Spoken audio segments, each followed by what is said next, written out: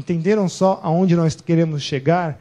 Porque se não tem nem sequer uma teoria de como funciona a dinâmica da atmosfera, certo? Está aqui, ó, meteorologia e climatologia carecem de uma teoria que explique realmente a atmosfera. Agora a gente vai entender que a atmosfera é controlada por um gás de efeito estufa, então aí o CO2, essa que é a teoria agora. Quer dizer, quanto mais eu jogo o CO2 na atmosfera, os fenômenos todos enlouquecem. Deve ser cocaína, né? Deve ser uma coisa louca, assim. Então não é possível. Certo? Então, a questão é muito mais drástica do que parece. E aí a gente pergunta, bom, quando a gente pega os gases que estão na atmosfera até cerca de 80 km de altitude, onde a gente fala que ela está estável, sempre com estável com entre aspas, eu pergunto aos senhores onde é que está o CO2 aí. 78% nitrogênio, 21% oxigênio, 0,93% argônio, e depois sobrou um resto ali, né? 0,07% que são os gases traços. Dentro dos traços vai estar o CO2. Tá? Então, numa taxa aí que fica entre 0,033, 35, né? Aí começam a falar que está 38, enfim. As atividades humanas, isso aqui é todo o CO2 que está na atmosfera da Terra, atividades humanas, então, são uma fração insignificante de tudo isso. Tá?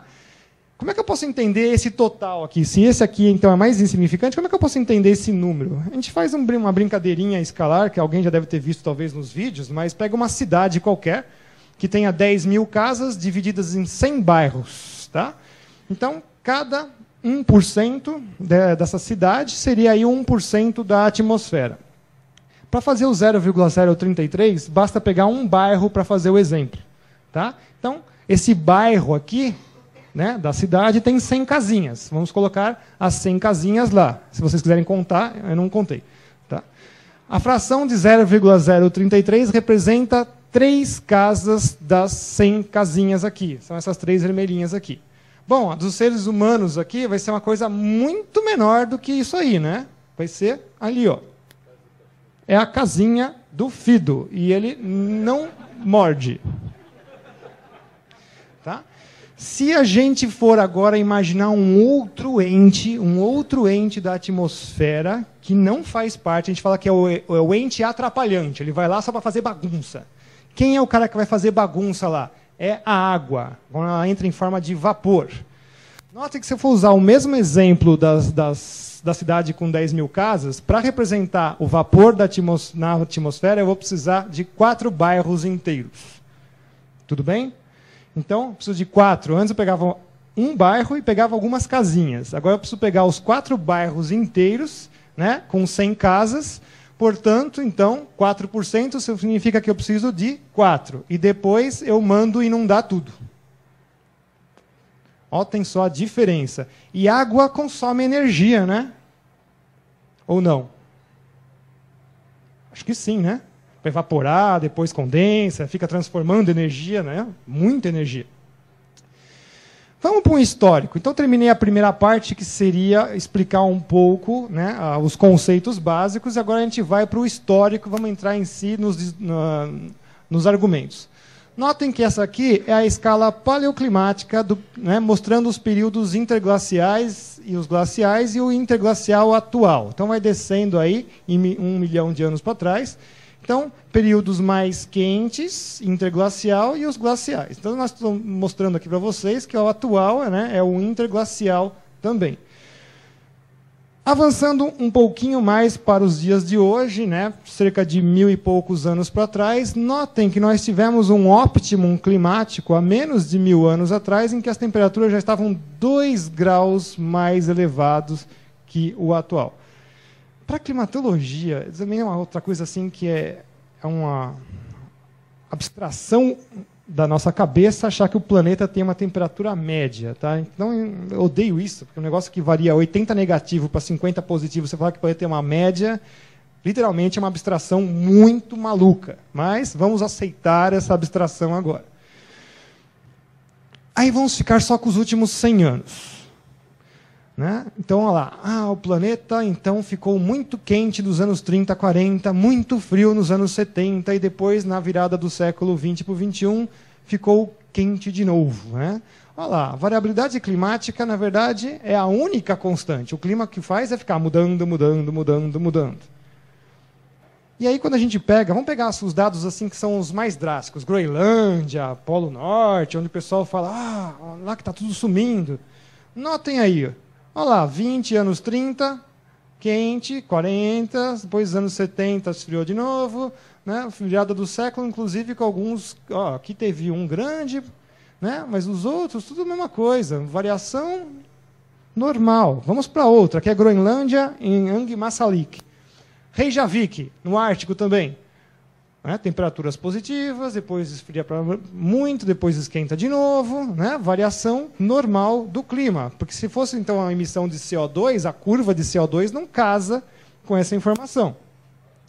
De novo, né? Nuuk, no oeste da Groenlândia, 1910 a 2009. Sobe, desce, sobe e depois vai descer de novo. Tá?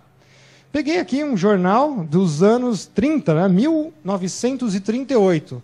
Os exploradores soviéticos já brandavam o aquecimento global dos anos 30. Né? Então, lá nos anos 30, que já tinha sido muito mais quente, eles falaram assim, olha, teve umas coisas muito piores. Está ali, ó, de 3.000 a 5.000 anos atrás, as temperaturas já estiveram bem mais altas.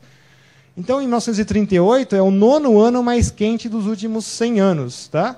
E lembrando que de 1.000 a 1.300, 2 graus mais quente que o atual, que a gente viu lá no Optimum Climático. Aí vem as tabelas que são feitas pela turma do IPCC. Aí eles querem colocar, né?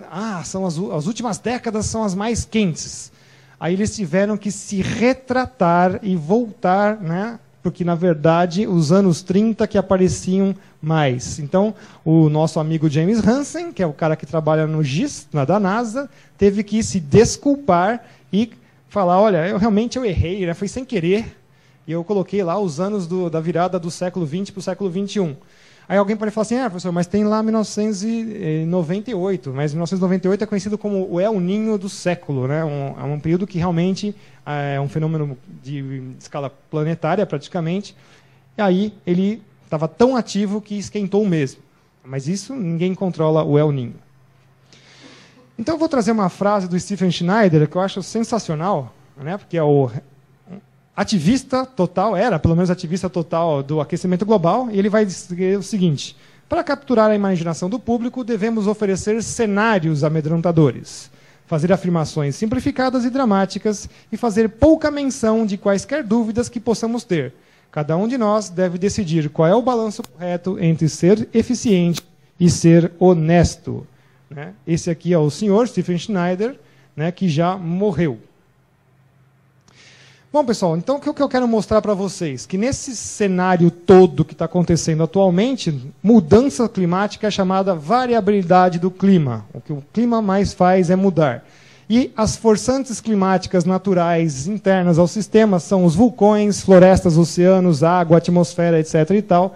E o homem aparece do outro lado dessa balança, né, forçantes climáticas antropogênicas, dentro da sua escala de atuação, e olhe lá. Né? Cidade, fábrica, transporte, cultivo, manejo, poluição. Tem as coisas extraterrestres que ninguém vai controlar mesmo de jeito nenhum, que são os raios cósmicos, Sol, movimento da mecânica celeste, e tem uma outra força, né, muito interessante, chamada as políticas e econômicas.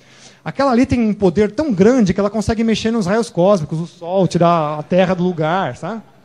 É impressionante. Então, interesse, produção, né? A um ponto que isso aqui uma hora vai virar, né? Você joga uma imprensa que tem essa cor, não é à toa, né? E uma ciência que também é esquisita e muito, muito dinheiro, certo? Ao ponto que as forçantes vão virar farsantes políticas e econômicas. Enfim, eles querem dizer para você que você é bom demais, que você ganha do sol, dos oceanos, dos vulcões. Ia mandar esses caras surfar no Havaí, né? Aquelas ondinhas de 8 metros. Então, por que não acreditar nessa história? Eu não precisava estar fazendo isso, né? Eles que têm que trazer a evidência da coisa, mas a gente vai ter que mostrar que não é bem por aí. Olha, vamos começar com os fluxos do CO2. Que o CO2 é o gás do capeta. Então, vamos lá, né? A contribuição anual colossal do gás, por estimativa do próprio inimigo, né? 210 gigatoneladas por ano, dos quais aí 90 gigatoneladas são só os oceanos. Essa informação pode ter um erro de 20% para mais ou para menos. Nós estamos falando, então, de alguma coisa que pode ser menos 40 gigatoneladas disso ou mais 40. Quem que vocês acham que é essa coisa aqui? Pois é. Então, a gente é tão importante que a gente é 10% do erro. Até insetos emitem mais CO2 que os seres humanos. Consegue entender isso? Insetos... te bate, pá! Mas eu emito mais CO2. Tá? Elevação dos níveis de CO2. Essa foto é feita de propósito, né? Quanto CO2 o helicóptero está emitindo? Quando eu achei essa foto, eu falei, essa tem que entrar. Enfim, né? Isso aqui é a superfície da Terra. Se a gente quisesse imaginar o tamanho da Terra, é um quadradão de 510 milhões de quilômetros quadrados. Né?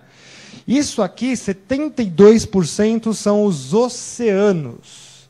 Né? Oceanos congelados, 2%, continentes, 27%. Pessoal, vocês moram na exceção do planeta. Vocês conseguem entender isso? Relações escalares. Quem manda aqui é o oceano e a atmosfera. Aí eles olham assim para vocês, coitado dos continentes, né? Joga um pouquinho de água para eles lá, já cai a cidade. Certo? A relação escalar, a gente tem que ter essas noções na cabeça. Que tamanho que são essas coisas. Tá? E aí, olha, os oceanos estiveram aquecidos cerca de 0,45 nos últimos 65 anos. Não é nada, mas é o oceano, né? O Pacífico é 1/3 da superfície da Terra. Né? Pega assim, 120 graus nas longitudes é o Pacífico. De maneira que se um alienígena viesse pela Terra pelo Pacífico, eu falo assim, não tem onde esses caras moram, deve ser uns Aquaman, né? Tá?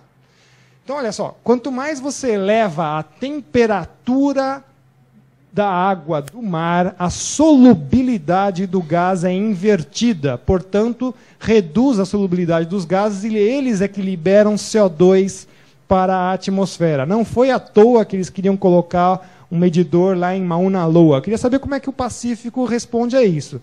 Se tinha maracutaia por trás disso ou não, é uma outra conversa que vocês podem ver um artigo publicado lá no nosso site. Mas, enfim, era para entender qual é a contribuição do Oceano Pacífico para a atmosfera. Então, eles sabiam exatamente o que queriam medir. Tá? Aí a elevação saiu de 0,33 e foi para os estupendas 0,38, para os dados de Mauna Loa, que são altamente suspeitos. Mas por que, professor, que são altamente suspeitos? Porque do lado da estação medidora tem um vulcão. Então, dependendo de onde vira o vento... Nossa, só tem CO2 na atmosfera. Então os caras também têm que limpar isso daí. De vez em quando eles... não vi. Sabe? Não vi. Né? Então, olha só. 55 anos para falar que subiu 0,005 de toda a atmosfera da Terra. Né? Então, a gente pegou aqueles 4,1 e fez uma brincadeira escalar... Né? 3 casas decimais aqui são os amarelos aqui. Joga mais um 0 e aí joga os humanos lá. Certo? 0,000. A ordem de grandeza é ridiculamente pequena.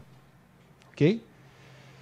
E o efeito estufa? Esse aqui é o famoso. Né? Esse é difícil. É difícil, eu sei. É difícil falar. Não é possível. Esse cara está falando, é louco. Joga ele em um hospício. Eu vou descer, tem uma ambulância esperando lá.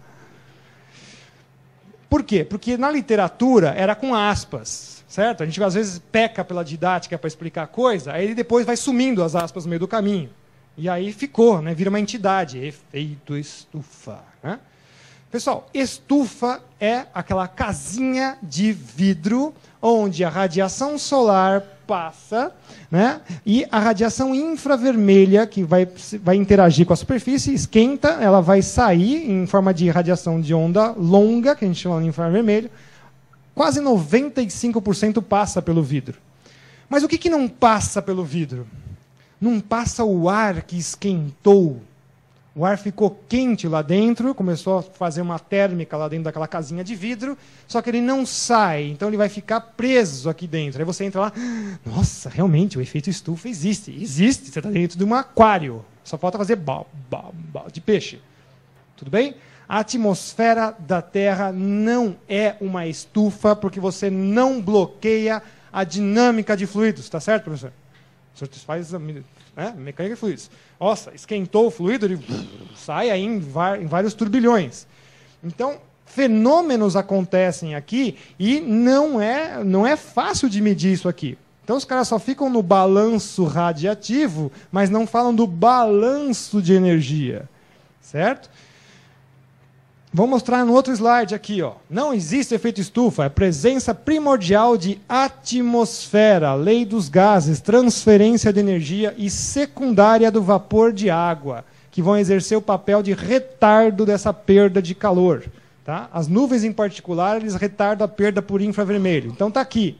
Energia veio e incidiu na superfície, foi transformada de três grandes maneiras. Infravermelho e radiação, foi mesmo, vai para o espaço. Ou pode ser bloqueada por nuvens, né, e o vapor de água que está dentro das nuvens, porque as nuvens são gotículas ou partículas de gelo, mas está cheio de vapor lá dentro. E isso interage na frequência do infravermelho. Mas não é isso que é efeito estufa, é um comportamento particular do vapor de água e das nuvens. Aqui, né, uma grande quantidade de energia é usada para evaporar e formar nuvens. Então, calor latente. Uma terceira e muito desconhecida, é difícil de você medir, mensurar mesmo, os fluxos atmosféricos, é a convecção e a condução. A gente chama os grandes turbilhões, os eddies que ficam aqui pela atmosfera. Isso aqui consome uma energia violenta também. Tá? Não, mas vamos ficar só com isso daqui. Esse aqui que é o efeito estufa. Bom, pois é. Esse saldo positivo acontece por causa da atmosfera. Então, estamos colocando aqui a entrada de energia, certo? Energia solar. Uma parte vai sair para o espaço, certo? Energia infravermelha. É um processo rápido, enquanto que esse outro processo é lento, evaporar, fazer turbilhões na atmosfera. Aí chega-se a esse cálculo de temperatura efetiva, como eu falei para vocês, eu não gosto disso, a temperatura média da Terra seria de 15 graus Celsius. Ok, e se não tivesse a atmosfera, aí não tem vapor de água, não tem nuvens, não tem mais. O que acontece? Mesma coisa, está chegando lá energia, dá para fazer evaporar? Não. Dá para fazer turbilhão? Não. Então, tudo vai para o espaço de uma maneira rápida. Aí, o Arrhenius, é o pai do aquecimento global moderno, fez uma conta lá e falou, olha, se eu pegar todas as irradiâncias da Terra, aplicar lá a relação de Stefan Boltzmann, que tem uma sigma T à quarta potência, eu cheguei na temperatura de menos 18 graus Celsius. Acontece que Arrhenius fez uma falácia matemática, que é pegar todas as irradiâncias, somar tudo, tirar a média e jogar na equação. A equação tem uma raiz à quarta. Será que está certo isso? Ou será que ele tem que pegar todas as irradiâncias, uma por uma, e calcular a raiz quarta e depois tirar a média? A gente pode fazer uma questão muito simples. Qual será que é a temperatura da Lua quando ela está voltada para o Sol? Alguém pode chutar? Leilão. Quanto? 300 graus? Não, acho que é muito. Uns 150, 170 está bom. E do lado que não tem Sol? Pois é, deve ser frio para chuchu, né? Porque aí vocês acabaram de ver, vocês já entenderam no primeiro slide, não tem atmosfera, então não dá para fazer aquele retardo. Bateu, pum, já vai embora, né? Transforma e vai embora. Então, esfria, uma hora ficou gelado. Os menos 130, tá bom para vocês? Agradável, menos 130? Então me digam assim, ó, como é que pode, né, astronomicamente falando, dois corpos são vizinhos? Terra e Lua são vizinhos, 400 mil quilômetros é ridículo perto de todos os outros planetas. Como é que pode um aqui estar a 150 negativo e o outro, né, irradiar a 15 positivo ou menos 18 se não tivesse atmosfera? Tem lógica isso para vocês? Terra sem atmosfera, 18 negativo. Lua vizinha, menos 150. Ah, ganhei de você. Não, porque o cara errou mesmo na conta. Isso só foi corrigido agora pelo Gerlich em 95, refez as contas e chegou no menos 129. Bingo! Acertou. E aí o pessoal que foi para a Lua na viagem que usou o jipinho, né, caiu um pouco de pó, né, em cima da bateria. O negócio quase torrou. E aí o cara faz o quê? Abriu o capacete e assoprar o pó?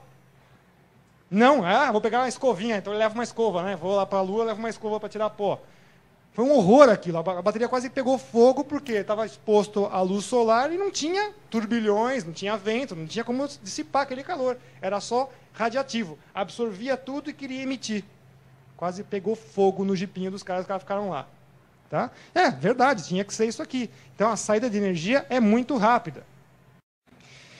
E aí eu uso este exemplo, que é da Terra, que está a distância de 150 milhões de quilômetros do Sol, que a gente vai chamar de uma unidade astronômica. Lugar mais quente da Terra por mais ou menos 50 graus Celsius. Né? O que é essa temperatura média? Seria isso daqui. Nesse perfil de temperatura que a atmosfera da Terra tem em média, aqui na superfície seria então 15 graus Celsius. Ok, professor, tudo bem, entendi. Beleza, então vamos para Vênus. Por quê? Porque se você voltar para cá, olha só aqui a pressão atmosférica. Na superfície, quanto que é a pressão atmosférica na superfície a nível do mar? 1 atm, né? Ou 1013,25 milibares. Mas 1 atm tá bom? 1 atm tá bom. É uma atmosfera, né? Você não tem duas, então é uma só. Ok? Beleza, então vamos para Vênus. Legal, Vênus está um pouco mais próximo do Sol, 0,72 unidades astronômicas. Isso aqui é um perfil de nave espacial que foi lançada, sondagem, tirando a temperatura. Ok.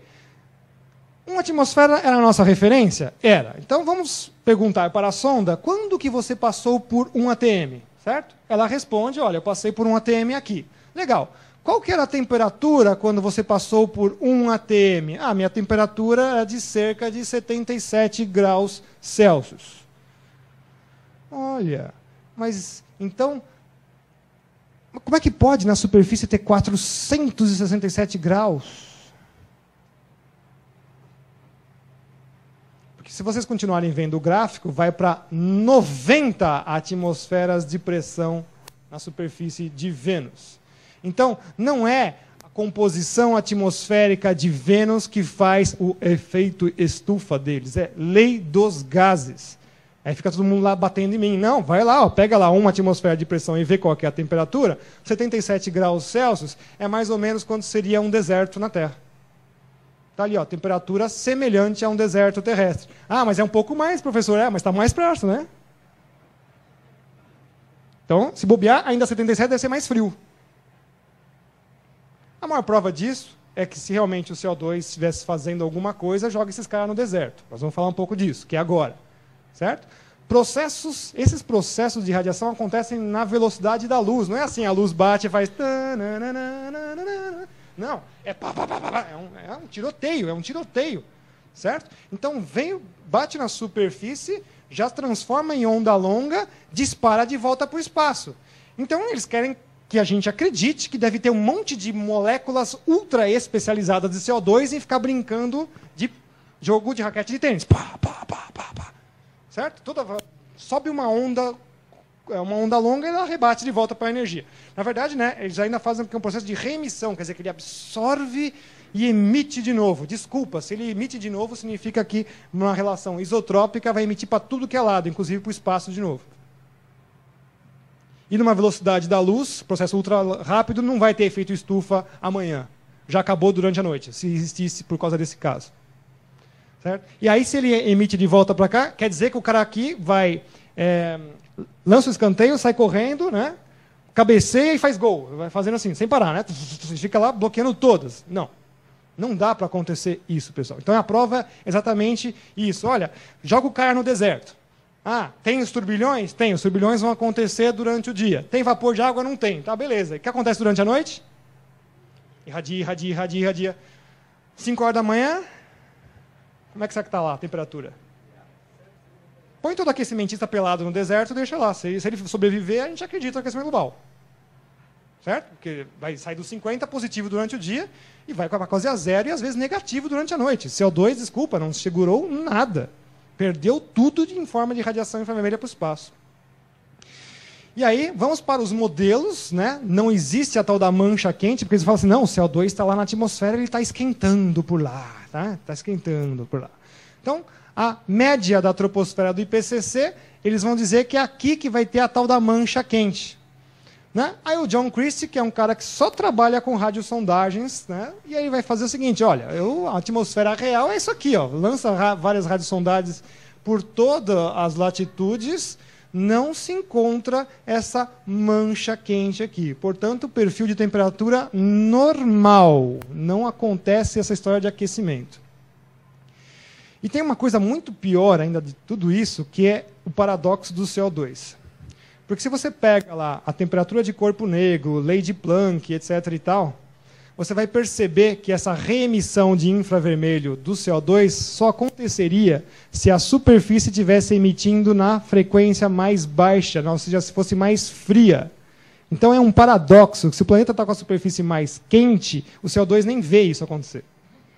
E quem viu isso antes é o vapor de água.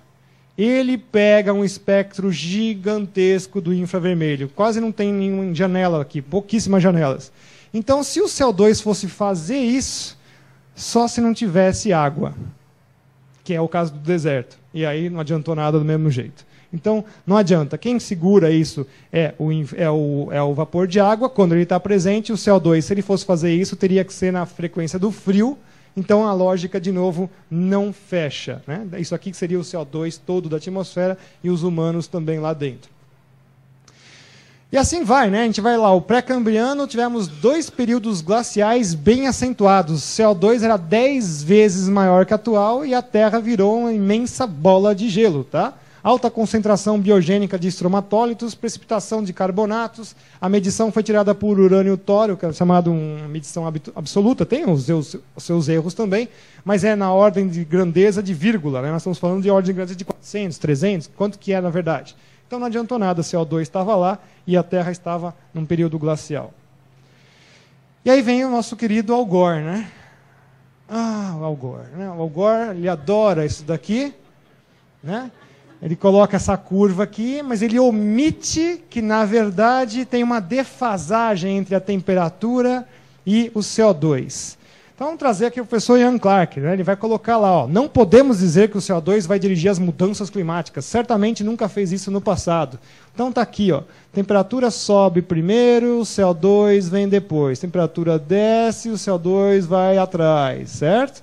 Não é ao contrário. Os caras gostam de ficar desvirtuando. Não, é o ovo ou galinha, ou é ovo ou galinha. Não é nada. Tá? A galinha põe o ovo.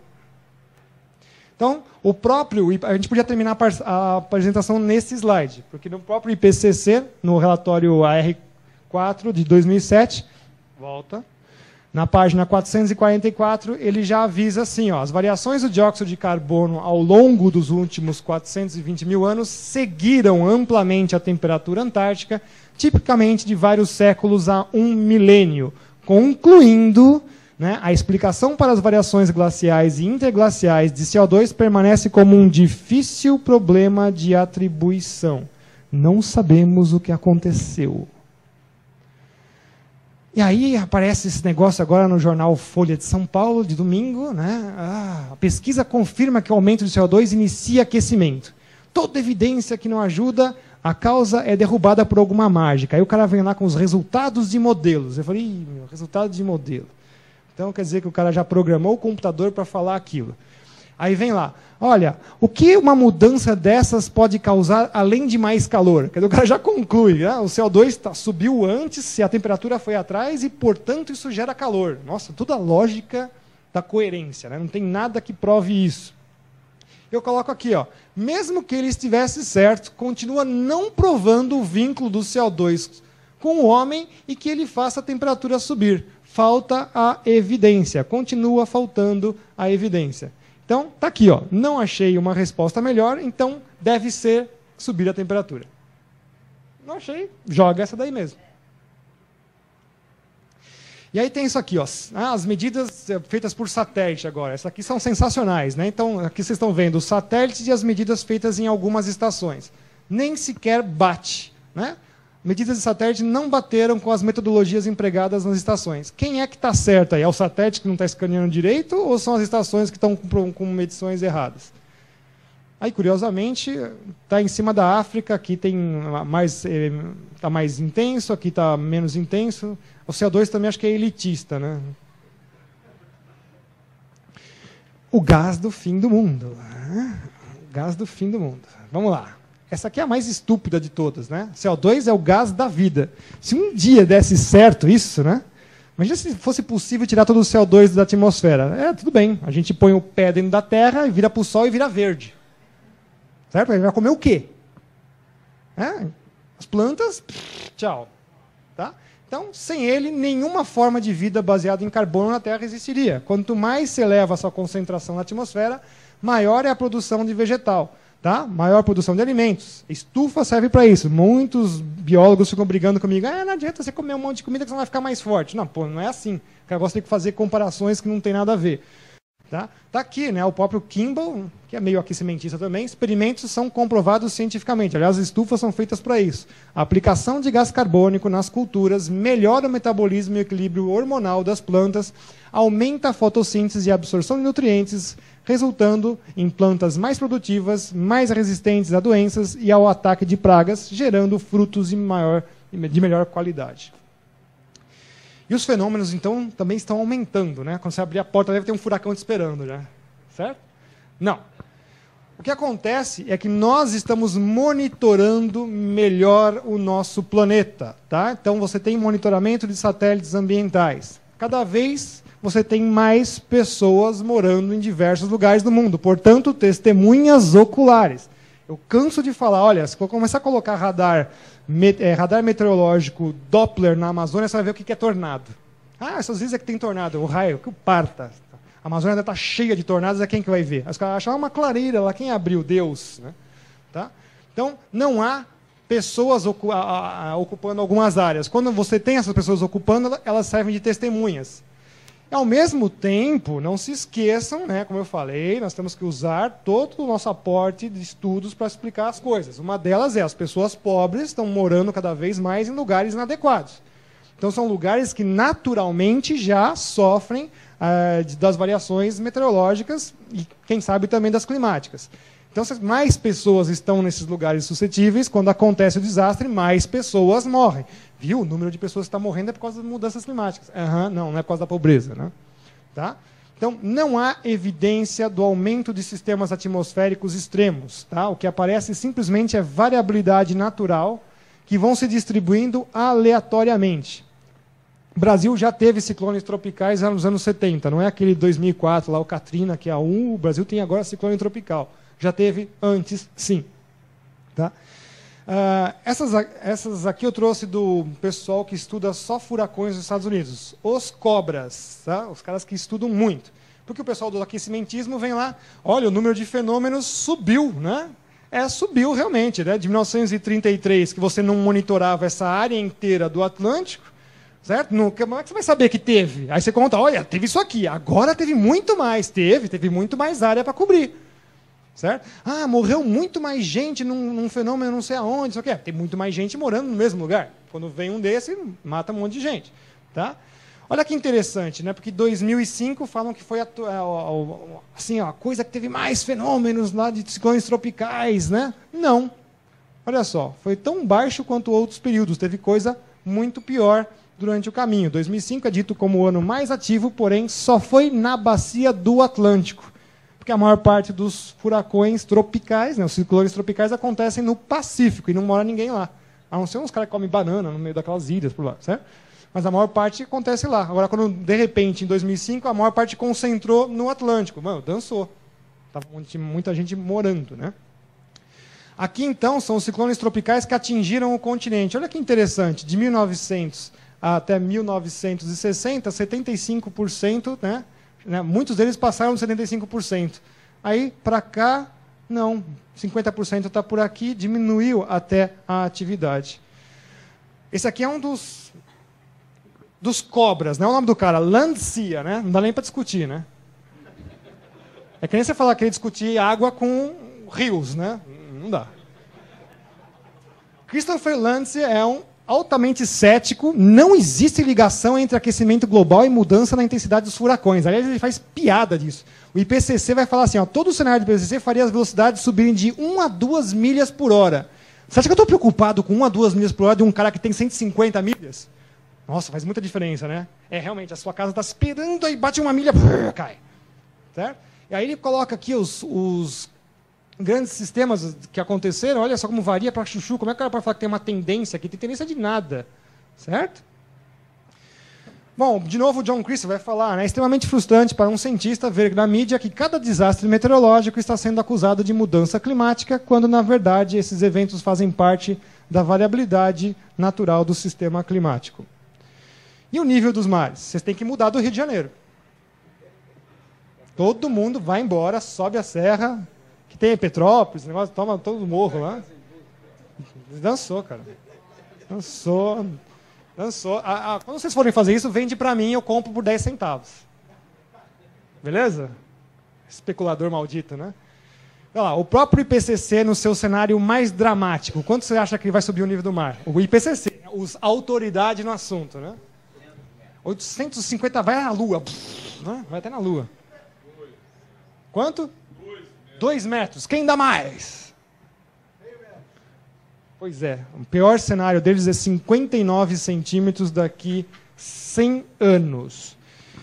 Detalhe, o pior cenário do IPCC foi votado por ONGs para entrar no relatório, no sumário, porque era o cenário que era para calibrar o modelo. Sabe aqueles extremos que você não usa?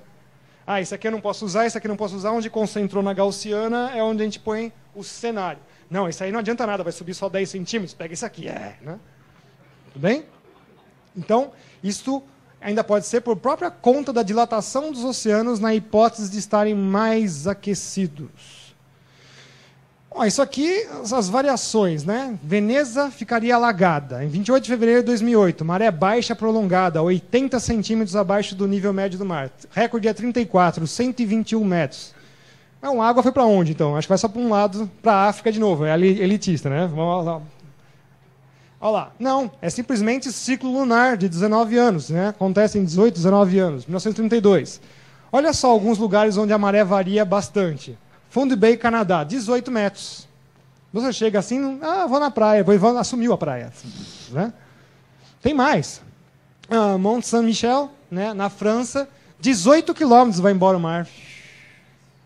Né? Aí você fica aqui passeando, vem o mar. Né? Oi? Aí quando você voltou não tinha mais carro, né? Tava passando.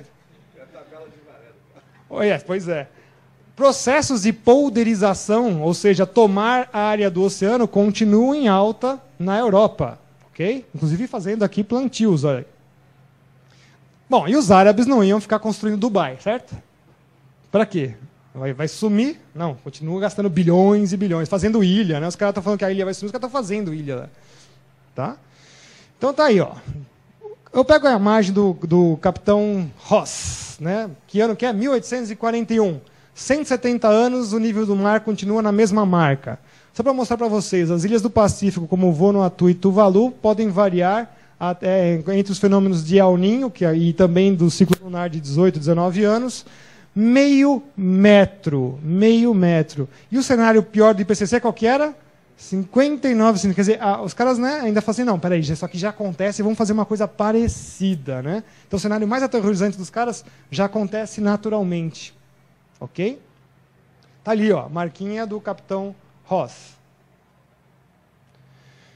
E aí, jogam a curva uma em cima da outra, vocês percebem também que CO2 não consegue mostrar a suposta elevação de 15 centímetros do mar aqui medido desde 1940, né? Varia. Bom, mas essa curva de tendência aqui é tão minúscula.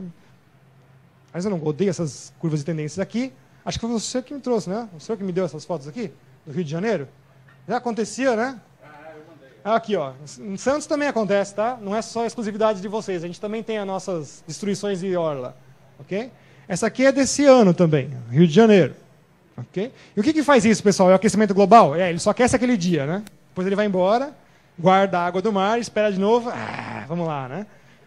Não, pessoal, isso aqui é o quê? Lua e ciclones extratropicais que atuam no nosso Oceano Atlântico Sul. Okay? Então empurra a água para cima da gente. Derretimento de geleiras. Esse aqui é o meu preferido. Por quê? Porque se você for ver o que tem de geleira no mundo, vocês vão ficar pasmos. 160 mil são as que a gente cadastrou.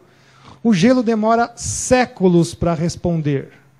Tá? Dessas 160 mil, 40 pequenas, de 20 km² é que são monitoradas. Aquelas que estão perto de estação de esqui, né, onde você tem um vilarejo próximo. Tá? Cerca de 100 dispõem de dados acima de 5 anos. Essas 40 que têm dados acima de 20 anos. 20 anos, história do planeta, geleira. Negócio que varia, demora séculos para variar. Se está variando agora, é uma coisa que aconteceu há 100 ou 200 anos atrás. Agora que está respondendo. Está aqui, ó, Glaciar Bay, de novo, 1893. Isso aqui tudo já foi geleira e desapareceu. Está lixado aqui. Ó. Não é uma autopista que eu vou fazer aqui. Já era geleira, já tinha desaparecido. E isso aqui também estava indo embora. Tá?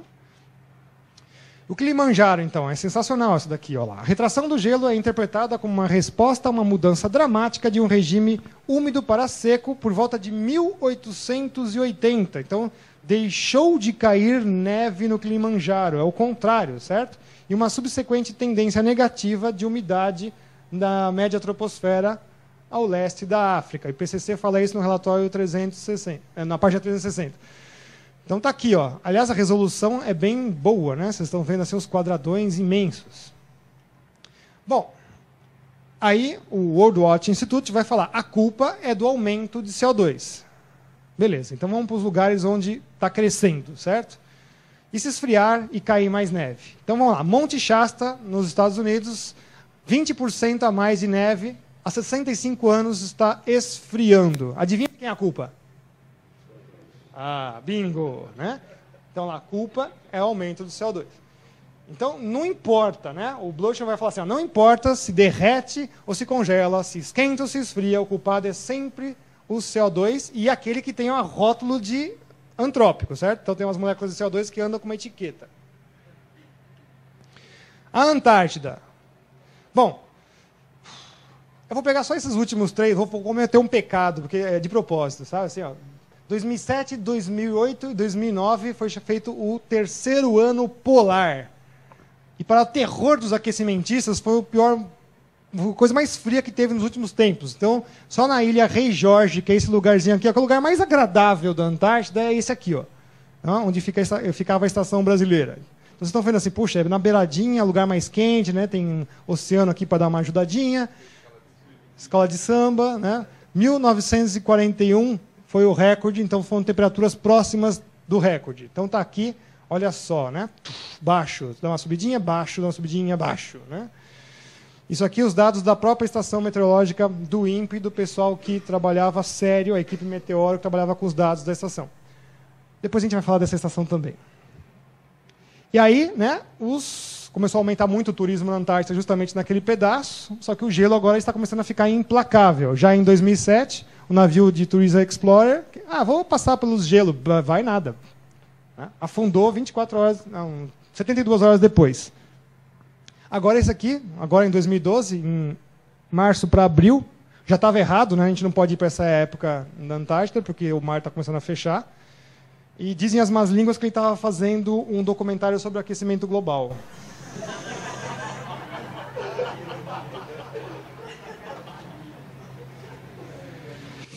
Aquisição de dados confiável.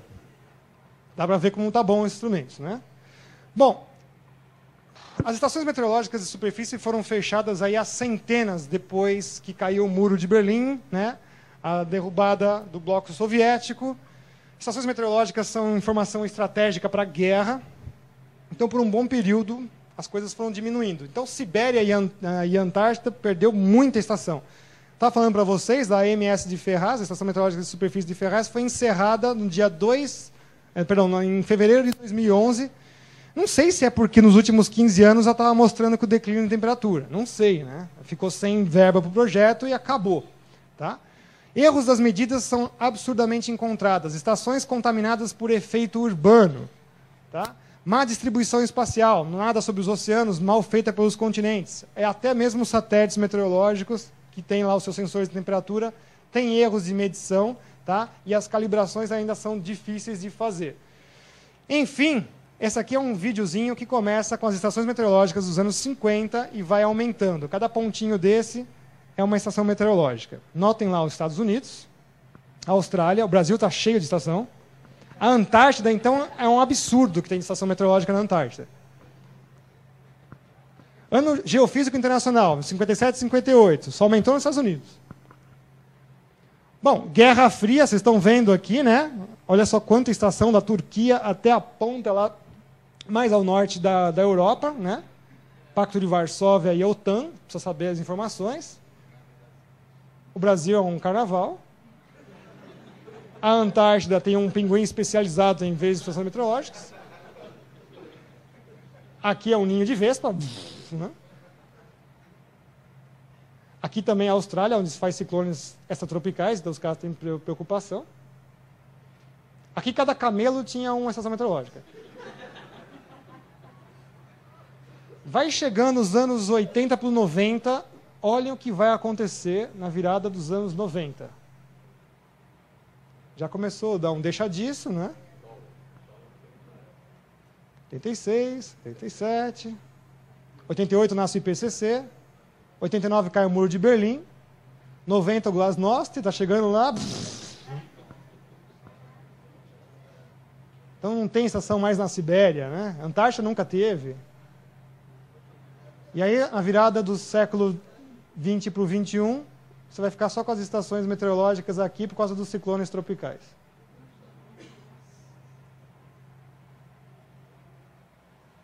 Tem bastante informação? Tem.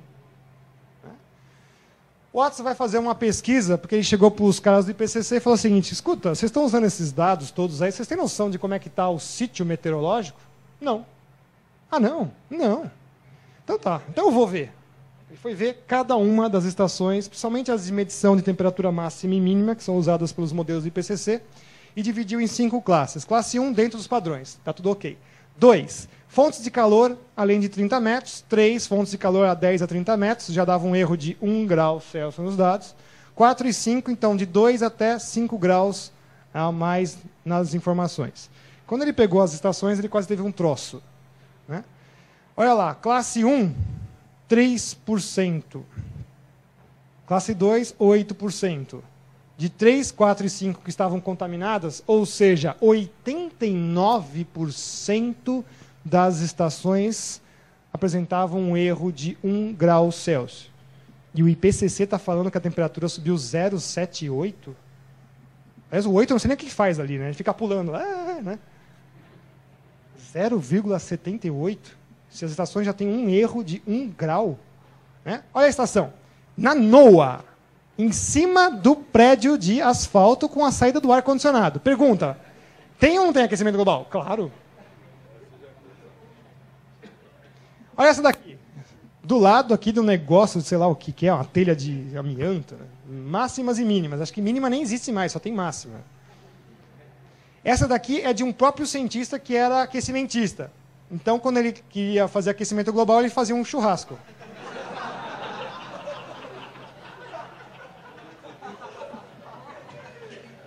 Né?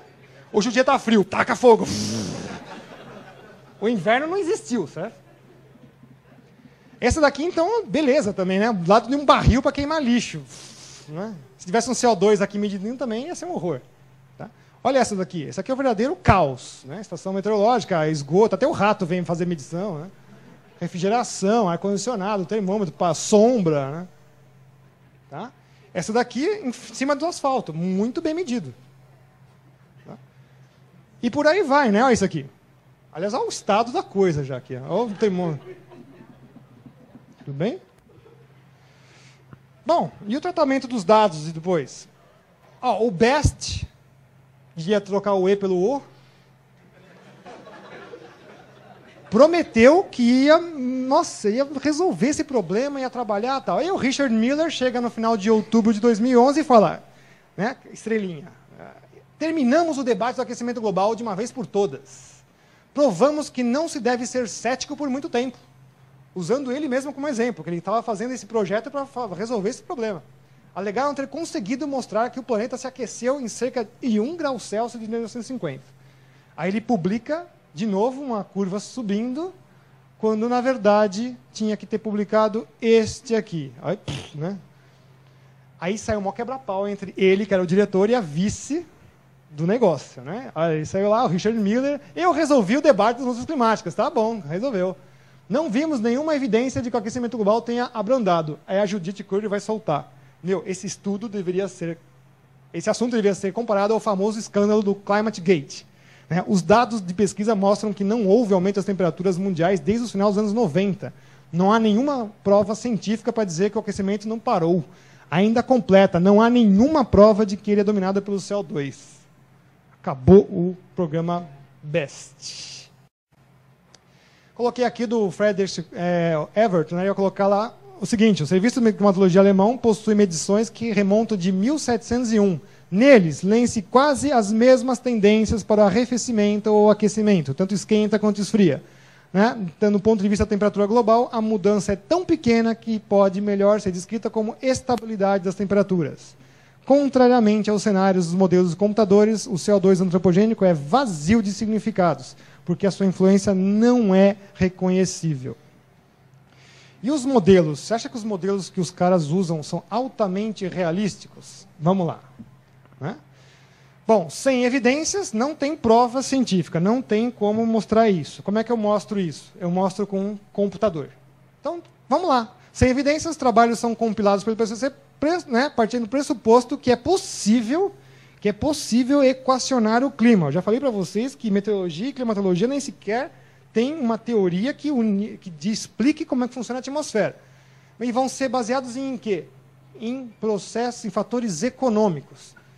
Então, vão gerar um monte de códigos de computador em que a temperatura do ar é igual a CO2.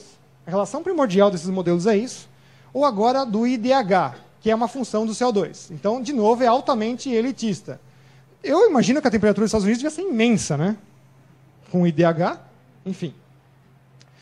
Bom, então tudo que o IPCC vai afirmar é baseado na saída desses modelos numéricos de computador. Ou seja, eles falam o seguinte, ó, vamos mostrar para vocês como é que funciona essa historinha. Eles vão dizer que programam no computador todos os fenômenos naturais e efeito estufa causado por esses gases. Tudo bem? Aí você fica pensando, bom, então deve estar tudo muito bem programado e eles devem saber exatamente como funcionam todos esses fenômenos naturais. Porque o do gás de estufa eles sabem, né? Eles inventam lá que sobe a temperatura com força antirradiativa. E aí vão simular o clima em grande escala. Aí você vai perguntar, mas então o que vocês simulam se vocês dizem que fazem exatamente tudo isso? O próprio IPCC vai responder para a gente. Achem aqui os fenômenos naturais.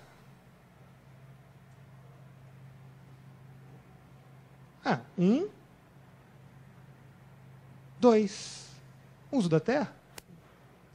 Aí você vai ver, bom, os modelos são todos esses aqui, e o que eles usam? Esse código de cor né, usa pouco, não sabe explicar, isso aqui a gente colocou, branco não coloquei. Aí você vê, olha, o que os modelos fazem é ficar enfiando gases do efeito estufa, que eles chamam, e os outros entes naturais, não, já faz parte do processo natural do clima. A única coisa que está atrapalhando é isso aqui. Como? Quer dizer que os outros elementos todos, que têm um maior peso, eles não fazem nada de diferente, eles só são iguaizinhos, é uma constante lá dentro. Tá. Então a gente vai pegar o próprio IPCC falando, e é curto isso, na página 21 ele já confessa. Olha, ainda existe uma compreensão física incompleta, ou seja, não sabemos o que estamos fazendo, sobre muitos componentes do sistema climático e seu papel nas mudanças climáticas. Incertezas centrais não tem a mínima ideia de como funciona. Incluem aspectos dos papéis desempenhados pelas nuvens, criosfera, oceanos, uso da terra, combinação entre o clima e os ciclos biogeoquímicos. Beleza. Então, se esse aqui é o planeta Terra, você fala que não sabe sobre nuvens. Tudo bem, você não sabe sobre nuvens, que é uma coisa muito complicada. Vamos tirar as nuvens. O que mais você não sabe? Bom, eu também não sei sobre a criosfera. Então vamos tirar toda a Antártida, o Ártico, as montanhas geladas. O que mais você não sabe? Eu não sei um negócio pífio chamado oceanos. Então, vamos tirar os oceanos. O que mais você não sabe? Bom, eu não sei o uso da Terra, o clima em si, os ciclos biogeoquímicos.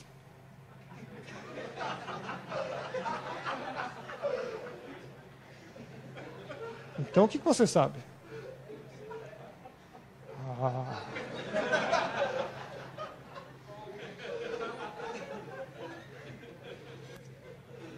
Então, né, esses modelos aí, depois de tanto que eles apanham, né, eles vão confessar qualquer coisa.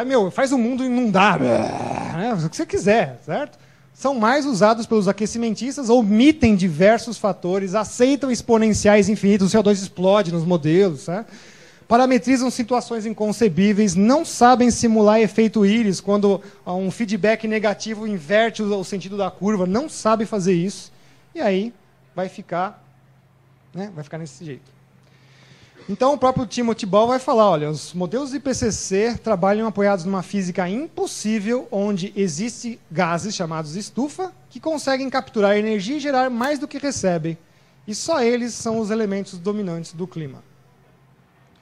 Eu gosto de guardar saídas em modelos. Isso aqui eu guardei. Ó. É uma saída de 1985.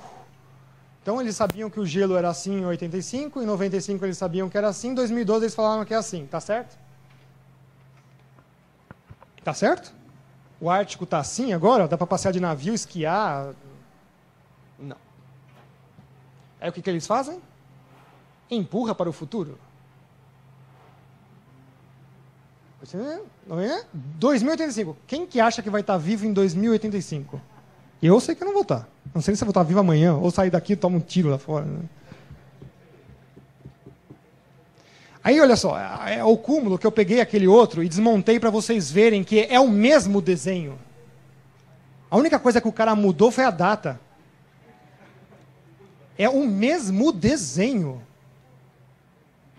Certo? Até uso, sei lá, um pontinho que tem aqui tem ali no outro. Só ficou mais bonito, Photoshop, essas coisas, né? Tá?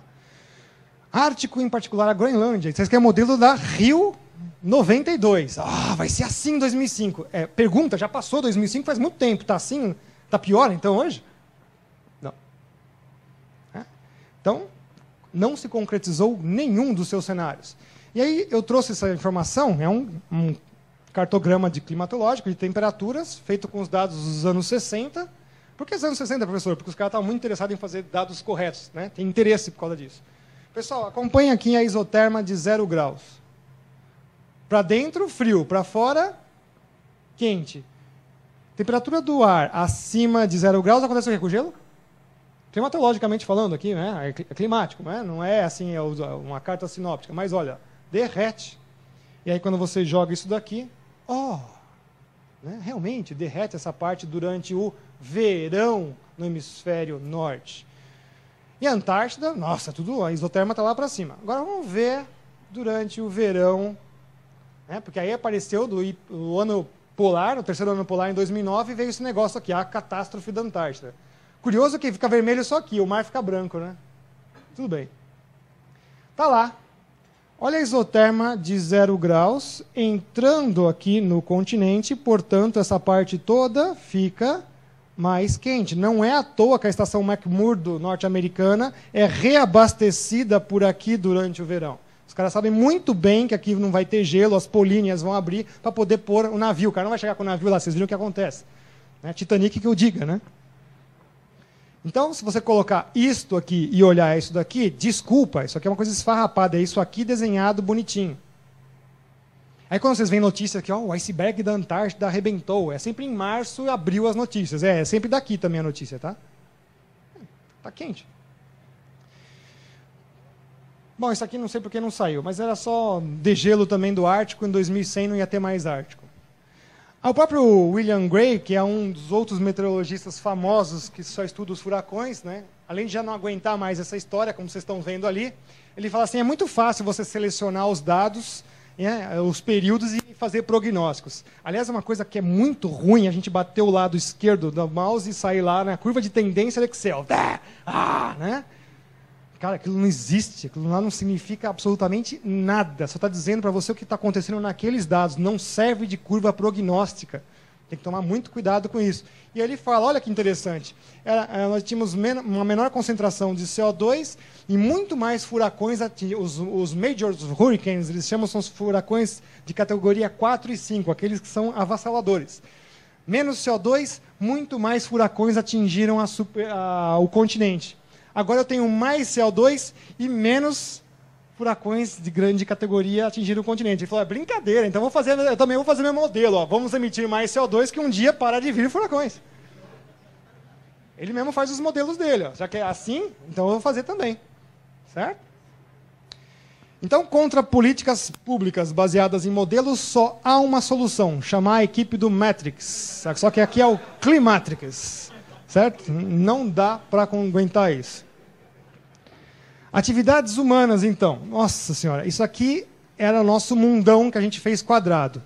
Semiáridos, áridos e desertos. Para quem não sabia, 49% dos continentes são esses caras aí. Imagina que fica assim 10 anos sem chover num lugarzinho, nessa beirada, deve ter uma beirada, né? Fica 10 anos sem chover, o que acontece lá? Desertificação. E nós não estamos falando de um quarteirão, né? Nós estamos falando de milhares de quilômetros. Aí volta a chover, o que acontece? Anti-desertificação. Não sei porquê, não pode falar do processo inverso, que existe. E isso é natural, fica acontecendo. A área nuclear do deserto já é o clímax máximo. Mas a parte periférica fica variando, vai e volta, vai e volta. E os povos já fazem isso há milhares de anos. Vai e volta, vai e volta. Aí começa com aquela história. Nossa, grandes migrações vão acontecer por causa das mudanças climáticas. Já acontece há 3.000 anos. Certo? Não tem nenhuma novidade nisso. Florestas em geral, a Antártida ocupando. Cadê a gente aí? Cidades do mundo, 0,05%. Casas, 0,005%, uma ordem de grandeza menor. A minha pergunta é se adianta alguma coisa pintar os telhados de branco por causa do aquecimento global. Porque chegou a ter um projeto na Câmara dos Vereadores de São Paulo que ia acontecer. Sendo que a cidade inteira já é branca, só não é o telhado. É loucura, né? Chega a ser insano. Mas é que o pessoal ia ganhar muito dinheiro com tinta. Caos ambiental gerado das atividades humanas, pela própria relação escalar, torna a afirmação uma das mais graves de todas. Vão confundir problemas ambientais que estão aqui no nosso redor com mudanças climáticas. Aliás, a história da mudança climática é ótima, você desvia o foco da atenção. A minha cidade é cortada por um rio de esgoto. E vai continuar sendo, né? Porque eu estou preocupado com o ursinho carinhoso no Polo Norte. Né? E o grande número de cientistas? O painel, quando começou em 88, até tinha lá os 2.000 cientistas. Hoje não tem nem sequer 200. Inclusive, por fazer o relatório número... Oi? Ainda por cima isso. Mas ainda para fazer o quinto relatório agora, eles vieram recrutar tudo no terceiro mundo, que o pessoal do primeiro mundo saiu fora. Tá? Então, não faz trabalho científico, faz política. Tem membros de ONGs lá dentro, políticos de diversos tipos, burocratas que fazem parte da sua composição. A maior parte desses colaboradores defendem a internacionalização dos recursos naturais. São gente do bem. Tá? Bom, você vai ter uma debandada imensa depois que saiu o primeiro relatório. Né? A maior parte desses cientistas hoje combate a ideologia. Tem até o NIPCC, também é muito divulgada no exterior. Japão, Estados Unidos está fora. Canadá também saiu do protocolo de Kyoto. Não é à toa. E aí o guru do aquecimento global, o Lovelock, frente a ter que responder agora, né? Nossa, o que eu vou fazer? Pois é, tudo bem, eu cometi um erro. Eu deveria ter sido um pouco mais cauteloso, porém teria estragado o livro. Quer dizer, por causa de vender livro, ele prejudicou milhões de pessoas no mundo. O pessoal do IPCC mesmo que saiu, né, o volume do CO2 que nós produzimos é insignificante. Em termos de circulação natural entre ar, água, solo, estou preparando um circunstanciado estudo sobre os relatórios do IPCC e dos sumários para responsáveis políticos, identificando o modo pelo qual esses sumários distorceram a ciência. E por aí vai, né? Não há prova de uma relação entre atividade humana e aquecimento global. O próprio Lord Lawson vai falar, o governo Thatcher tinha necessidade de encontrar um vilão para efetuar as privatizações no setor mineiro de carvão. Né? Ele disse, o dinheiro está aqui, arrume um jeito de culpar o CO2. O próprio Paul Reiter teve que quase que entrar na justiça para tirar o nome dele dos relatórios do IPCC. Não é ciência, é propaganda. Bom, a dona Alain Framboise vai colocar a ligação do IPCC com ONGs ambientalistas internacionais. A própria WWF vai fazer um relatório paralelo, onde ele vai chamar o painel científico consultivo de testemunhos climáticos. E está lá os representantes brasileiros. Se eles quiserem processar, processem a WWF. Está no próprio site deles lá o nome como participantes disso daí. Só para lembrar, né, que o dono da WWF foi pego matando elefantes. E aí o consenso real é realmente esse, né? Levante a mão quem acha que os gases estufa não têm nenhum efeito e assim todos nós vamos precisar de novos empregos. Ninguém? E o número de fraudes? Nossa, não acaba. Eu só fiz 2 aqui, porque senão a gente não acaba mais a palestra, né? A primeira é do senhor Michael Mann, que fez uma fraude chamada taco de hóquei. Lembra do Optimum climático e a pequena idade do gelo? Some. Né? Passa a motosserra nas informações, né? E aí ele vai se dizer, há um lobby das empresas de combustíveis fósseis para criar uma inquisição contra os privados. Ah, tá bom, é você que recebe a ameaça de morte. Tá certo. Bom, o Stephen McTighe e o Ross Matrick tiveram que ameaçar na justiça para ele entregar. Nunca vi cientista não poder entregar a pesquisa. Isso tem que ser possível de reproduzir. Olha, aqui estão meus dados, aqui está o meu método, faça de novo. É assim que funciona a ciência. Não, teve que ir na justiça, teve que ameaçar para ele liberar os dados de algoritmo para poderem replicar a curva. Só que o Michael Mann é tão Zé Ruela que deixou passar uma pasta chamada Censorer, não é que ele entregou. Quando você encontra uma pastinha no computador de alguém escrito censurado, o que você faz? Bingo, né? Acharam as informações que ele tinha lá usado. E aí viram também que o algoritmo multiplicava por 300, então um algoritmo viciado, todos os dados que eram favoráveis. E aí é óbvio que você vai conseguir fazer isso aqui, ó. Ok? Lord Lawson também vai explicar lá sobre o Phil Jones, né, do West Anglia, que recebeu lá os negócios dos e-mails. Ah, vazamento dos e-mails. Vazamento é uma pinóia, pessoal. 10 anos de e-mail, já trocou o computador 500 vezes. Alguém estava sacando que isso aí era uma furada e estava colecionando. Certo? Aí na hora que chegou, mudou o sistema operacional, tudo, uns 10 anos. Aí já, tá bom, joga isso daí, quando viu a sacanagem. E tá lá, né? Ele realmente deu um jeitinho de esconder o declínio das temperaturas. E aí, quando em entrevista ele foi aí, participou de uma investigação, esses caras aqueles tipos que caem para cima, né? Certo? Cai para cima. Investigação imparcial. Ele vai afirmar na entrevista a variabilidade anual de eventos como é o Ninho e os vulcões, e qualquer aquecimento produzido pelo homem se sobrepõe a isso. Quer dizer que o homem consegue sobrepor a vulcões e ao Ninho. E ele também vai falar, não há debate científico... o repórter vai falar, não há debate científico sobre essa questão? Não, nenhum. Nenhum climatologista duvida disso. Tá? Isso vem de pessoas que saem na imprensa para fazer com que o público duvide. Eu saí na imprensa, fui no Jô Soares lá para fazer eles duvidarem. Certo? Sei. E aí, né, saindo os dados fresquinhos do próprio centro dele, opa, parece que as temperaturas estão diminuindo. Não gosto dessa curva, já aviso antes, não gosto dessa curva, porque não é prognóstica, está dizendo o que aconteceu com esses dados, mas o que interessa aqui é que isso aqui não para de subir, né? Vai embora, né? Vai chegar até na Lua, enquanto que os dados não mostram a mesma coisa. Então, esse aqui era o Climate Gate. E as geleiras do Himalaia, então, também foi sensacional, né? Estão rescindindo depressa, que é mais depressa que as outras partes do mundo, e com certeza desaparecerão, né, em 2035. E talvez até antes disso, saindo no relatório do IPCC no R4. Bom, teve um movimento internacional de cientistas glaciologistas que falaram, pelo amor de Deus, de onde vocês viram isso daí? Tá? Então, o Graham Coley foi o primeiro que começou essa discussão, e aí tiveram que se retratar, o IPCC teve que se retratar só quando o ministro do Meio Ambiente indiano mostrou essa patifaria, isso aqui já foi chamado também de Himalaya Gate. E aí vão vários, tá? Vai ter ainda o Amazon Gate, o Greenpeace Gate e todos os gates que vocês podem imaginar. O interessante é que lá não, mas aqui sim, né? Você pega ali a economia verde que nós estamos colocando, né? Então o próprio Global Warming Policy Foundation britânico vai dizer que vai ser catastrófico para a Grã-Bretanha se eles instalarem, né, se continuarem a fazer essa economia de baixo carbono. Né, não vão poder gerar esses 2 milhões de empregos que eles falam, tá? E aí, ainda por cima, não os novos empregos e aumentar a competitividade da indústria nacional não passam de ilusão. Ou seja, esse negócio aqui, os portugueses já não sabem o que fazer com 5 milhões de toneladas de ferro.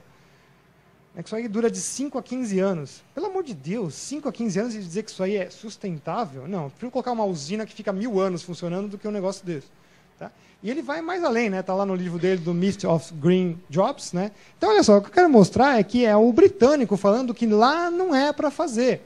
Os espanhóis também estão falando a mesma coisa. Olha, já estamos com o pé na cova e vocês ainda estão gastando 126 bilhões para os próximos 25 anos com isso. Viu que deu, né? Agora também a Espanha entrando aí em concordata. Enquanto que aqui a gente está fazendo, né? Inventário de carbono, empregos do mercado de certificações, empregos verdes, reciclagem do lixo, sempre, óbvio, com o apoio da Embaixada Britânica no Brasil.